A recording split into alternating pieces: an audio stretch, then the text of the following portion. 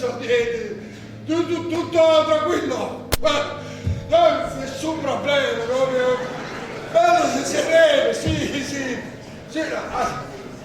mi sono ricordato, devo sbattere i tappeti, vengo subito, ci vede, vediamo tra un po', permesso, permettete, mamma.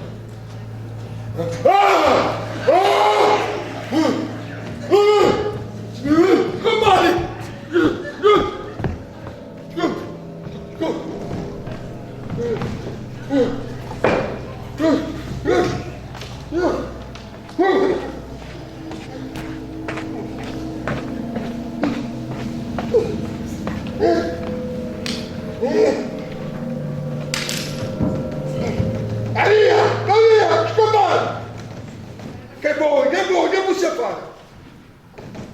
Che sei? Che fu? Ah, sorella non guarda Paolo. Carmela.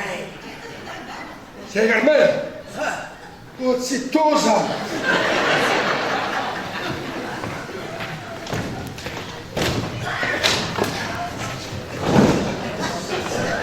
Tu sei Carmela? Carmela, tu quando entri devi entrare, devi bussare perché sennò a me non tocca. Sei la sorella del guardaporta. Sei Carmela tu.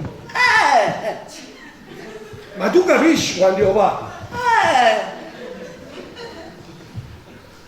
Siete Carmela, io guardate il labiale, io ti ho mandato a chiamare per sapere, ho fatto uno spirito coppa la loggia. Non dacci, calma, respira. È normale, un fatto semplice. Io con mio solito gli va a spandere panno in coppano. Bravo. Venite con me. No, vai tu, vai. Grazie, basta. Sì. E stai da papà. Me l'ha fatto vedere Raffaele, io ti credo sulla parola. Ogni settimana. Non lo sabato, non mi sentivo tanto a paura. A notte non avevo potuto dormire perché mi sentivo una musica in capo. La musica?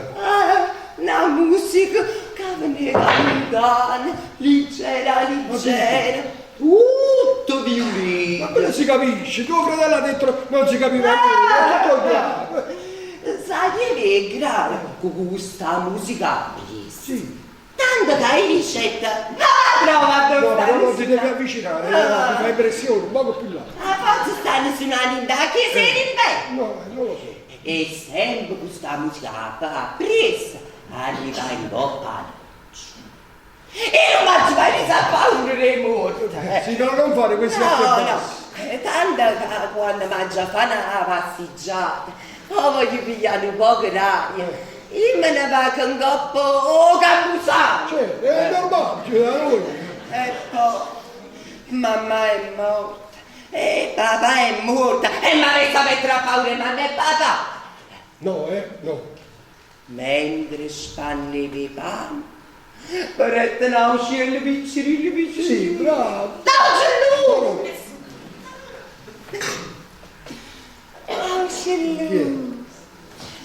Cellu, come sei bellino.